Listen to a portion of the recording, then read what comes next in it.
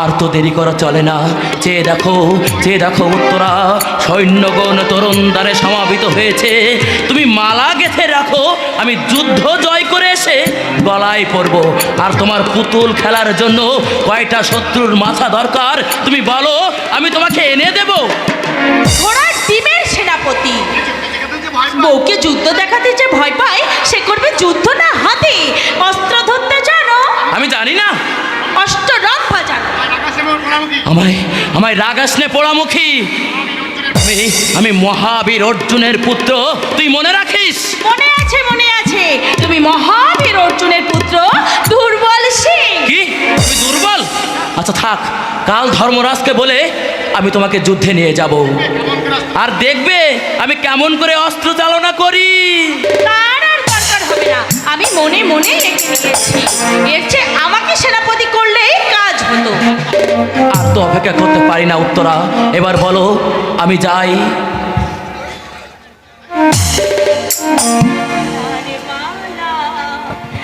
আমি করব কারে দান, মালার ফুলে জড়িয়ে আছে করুণ অভিমান। মালা করব কারে দান, আমার গলার মালা আমি করব কারে দান। মালার ফুলে জড়িয়ে আছে করুণ অভিমান, মালা করব কারে দান, আমার গলার মালা আমি করব কারে দান।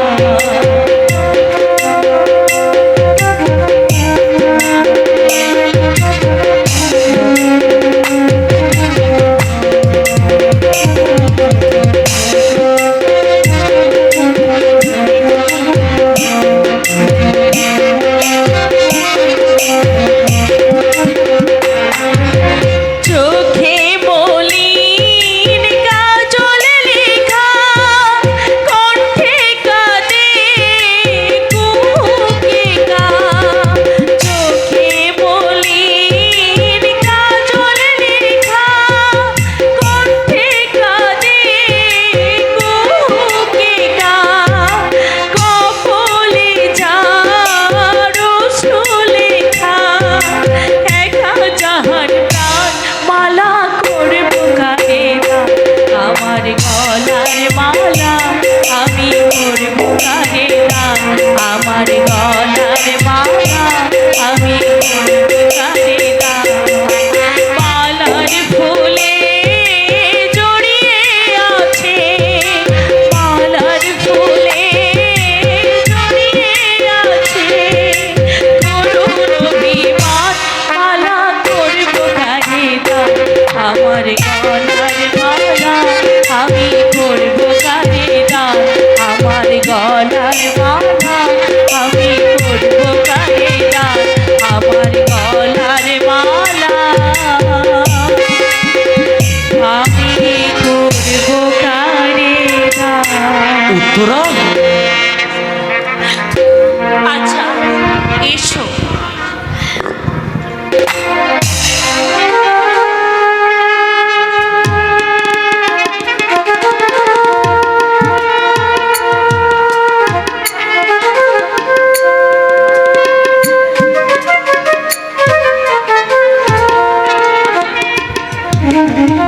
দেখি সিঁদুর মুছে ফেললে যে।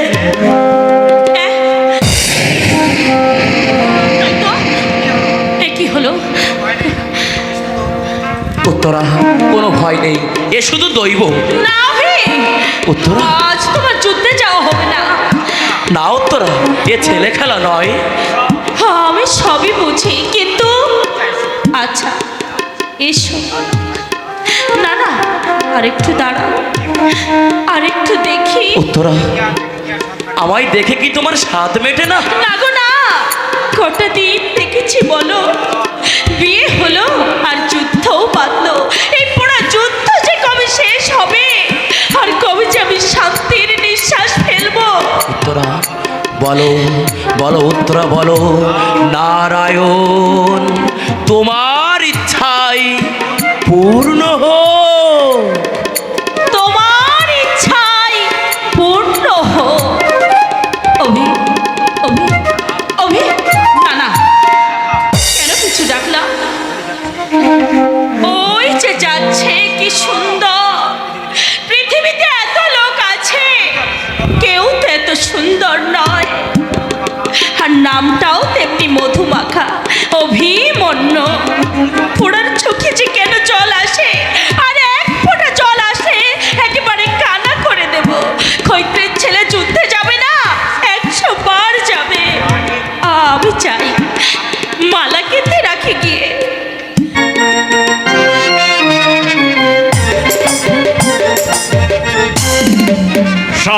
দশটা রথি মিলে একটা শিশুকে বধ করতে পারলো না।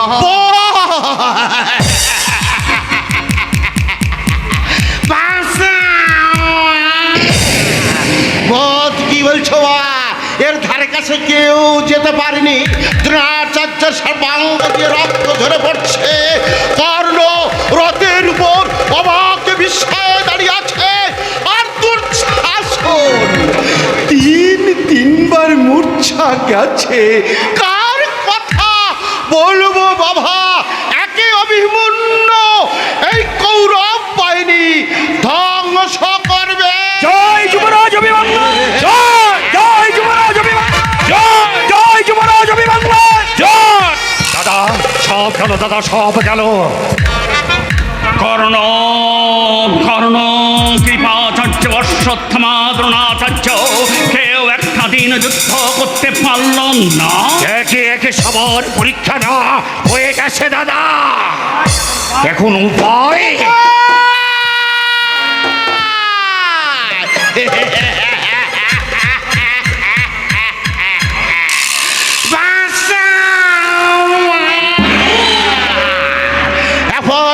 এখন উপায় একটাই, সপ্তরথী মিলিয়ে আক্রমণ করা।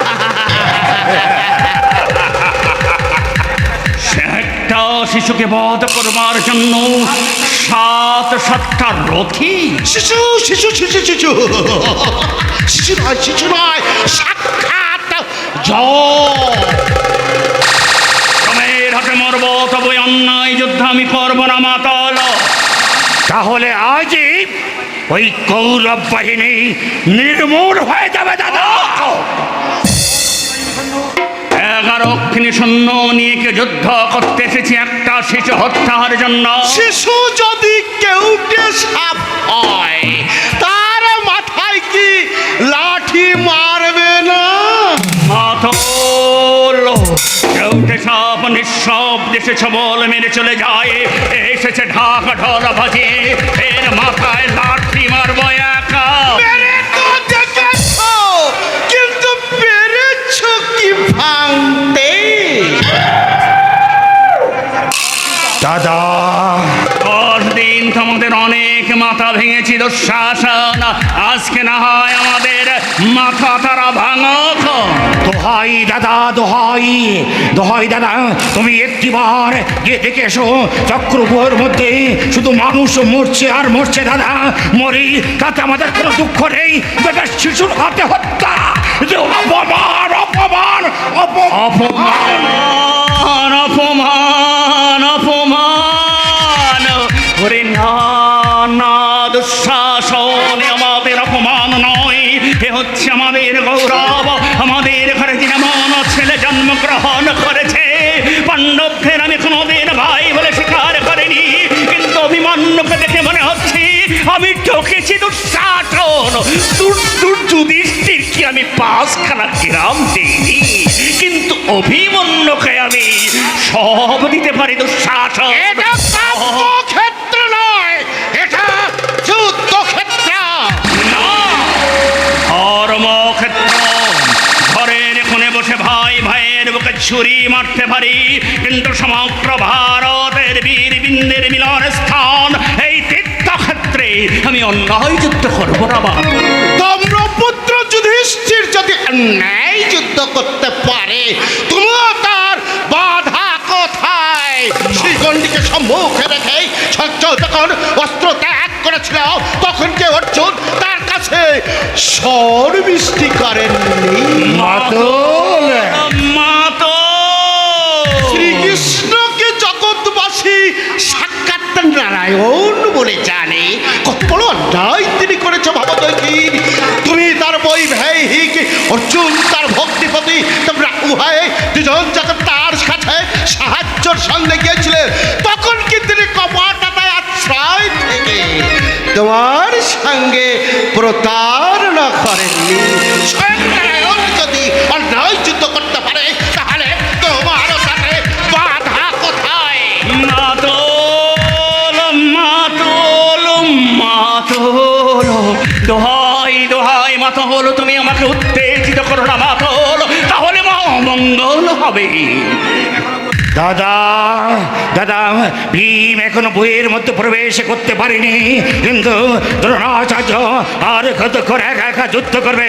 একবার যদি ভীম ওই বইয়ের মধ্যে প্রবেশ করে আর অভিমন্যুর সঙ্গে যদি দেখা হয়ে যায়, তাহলে ওদের দুজনের মিলিত শক্তিতে আমরা নিমিষেই নিঃশেষ হয়ে যাব। আর সেই ভীম যদি সুযোগ পায়, সে কি রণনীতি ভঙ্গ করে তোমার পুরো দুঃশাসনের বক্ষ রক্ত পান করাতে বিরতি থাকবে?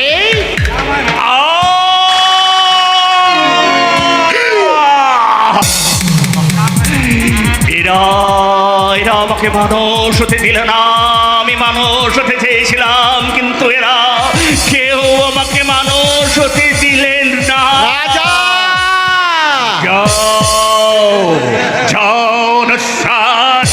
আমি আদেশ দিচ্ছি, 7-7টা রথি মিলে একটা শিশুর মাথা চেপিয়ে খাও। মরবে আমি জানি দুঃশাসন, তবে আবার যদি এই মর্তে তোমাদের জন্ম হয়, তবে ক্ষত্রিয়ের ঘরে নয় দুঃশাসন, চণ্ডালের ঘরে জন্মগ্রহণ। জয় হোক, জয় হোক বাবা, তোমার জয় হোক।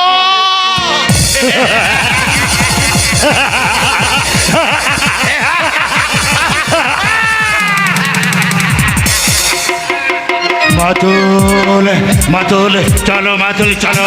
তবে যাবার আগে আমি তোমাকে বলে যাচ্ছি দাদা, এতদিন আমি সব তোমার শুনেছি, আজ তোমাকে একটা কথা বলে যাই দাদা, মরি রণক্ষেত্র মরব, ও শিশুর হাতে আমি মরব না, না, না।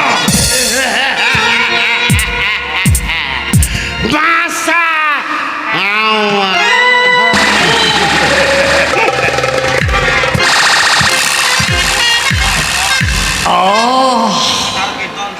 এমন নারকীয়র দল যার চারিদিকে ঘিরে থাকে, তার আবার জয়। দাদা, যা শুনেছি তা কি সত্য?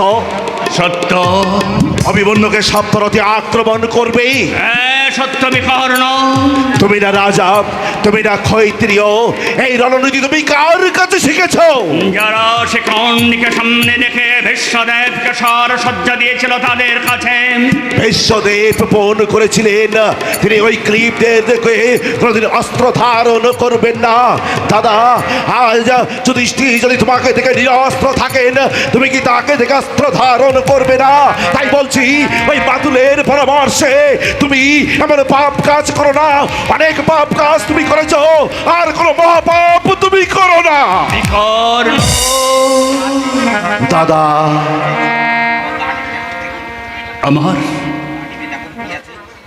আমার গাটা টিপে দেখো তো বিকর্ণ। দেখো, আমার গাটা টিপে দেখো বিকর্ণ, কি আছে বিকর্ণ? লোহা।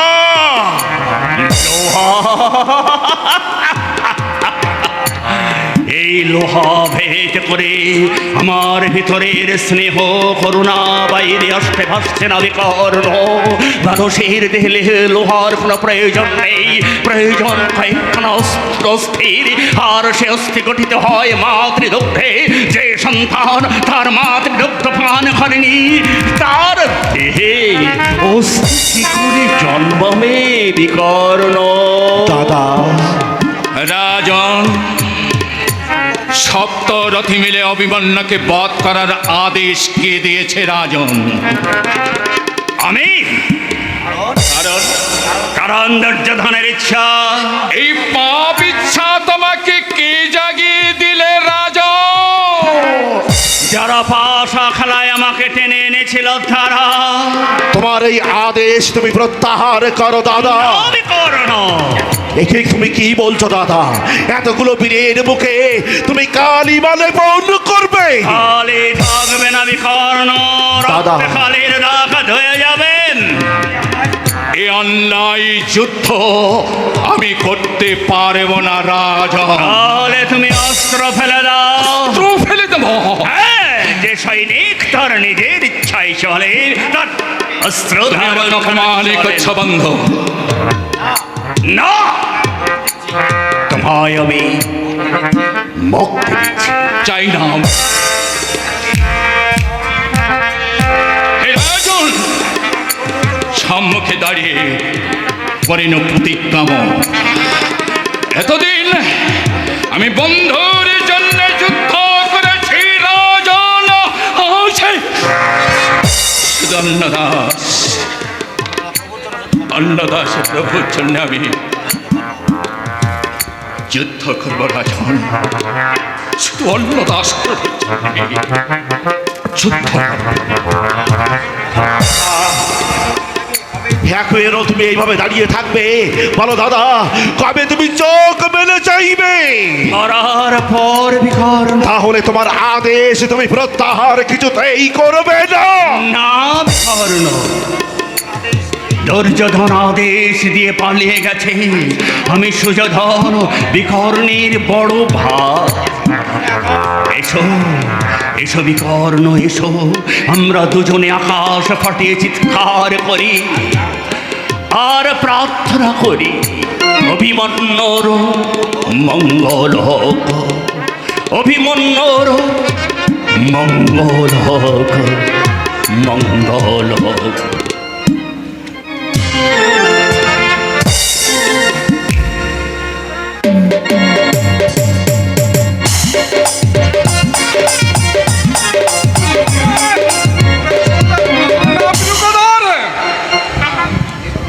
পারলে না, চক্রবুহে প্রবেশ করতে পারলে না বৃকদর? না দাদা না, জয়ত্র তো শিব বলে বলিয়ান হয়ে সংহার মূর্তি ধারণ করেছে। ওই ওই ওই শব্দ রচিতে অভিমন্যকে ঘিরেছে পলায়ন কৌরব সেনা আবার ফিরে দাঁড়িয়েছে।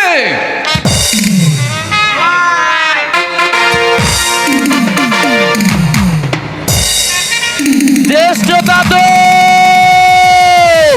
কোথায় তুমি? ডাকছে, আমায় ডাকছে, অভি আমায় আত্মকণ্ঠে ডাকছে। ওরে অভিমন্যু, তুই পালিয়ে আয় বাবা, আমি ওই মোহের মধ্যে প্রবেশ করতে পারছি না। ধর্মরাজ, ধর্মরাজ! বিপদে বিপদে পড়েছে অভি, নিশ্চয়ই কোনো বিপদে পড়েছে। আমি দাদা, অপরাধ তোমার নয় ভাই, অপরাধ আমার। না, অপরাধ ওই দুর্যোধনের। কেন সে একজনের মধ্যে এই সপ্তরথীকে লেলিয়ে দিয়েছে? ওগো মহামানব, একটা অভিশাপ অন্তত দাও, ওই চক্রবহটা ছাই হয়ে যাক। এই যে শিয়ালের দল এইখানে এসে লুকিয়েছে। বল, বল হতভাগা বল, আজ যখন দিন এসেছে যত পারিস বল, কিন্তু এই পাশা যেদিন উল্টে যাবে সেদিন তোকে আমি পায়ের তলায় পিষে আজ বাঁচলে কাল তোমার বিয়ে। জয়দ্রথ, তুমি আমাদের তিন ভাইকে হত্যা করো, শুধু ভীমকে গুহায় প্রবেশ করতে দাও। প্রবেশ তোদের সবাইকে আজ আমি জমালয় পাঠাবো, আর এই ভিমটার বড় বুকে আমি গুনে গুনে ক্যাত ক্যাত করে 10টা লাথি মারবো।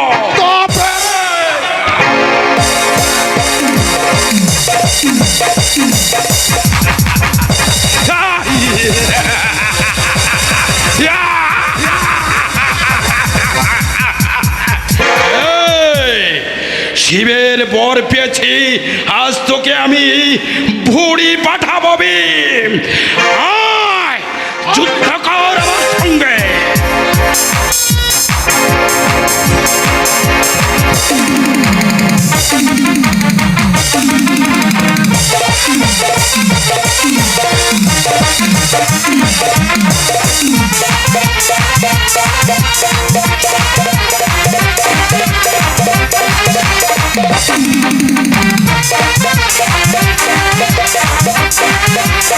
Thank you.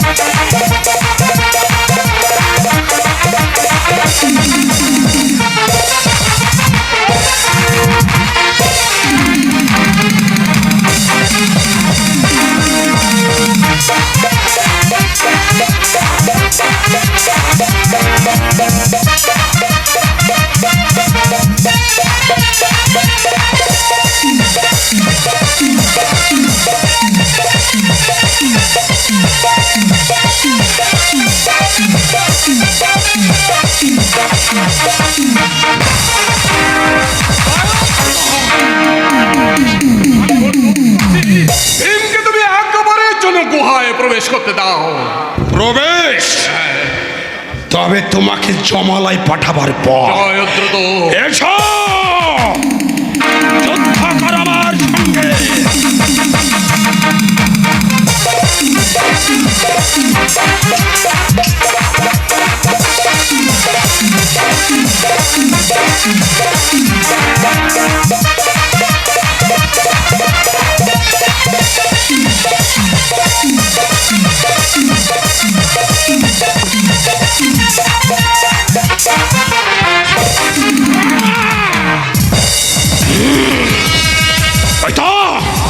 হয়তো সহদেব যাচ্ছে, দাঁড়াও।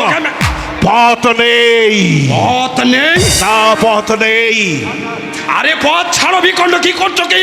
ওই দেখো ভীমপুরের দ্বারে প্রবেশ করছে, পথ ছাড়ো। না, করুক প্রবেশ, আমিও তাই চাই।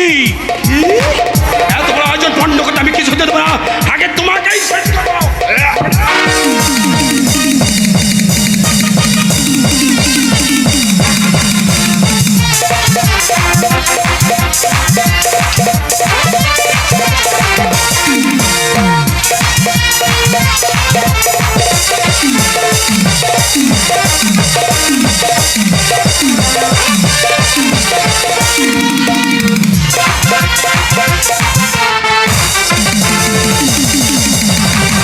শেষ অভিমন্যু, কোথায় প্রবেশ করো।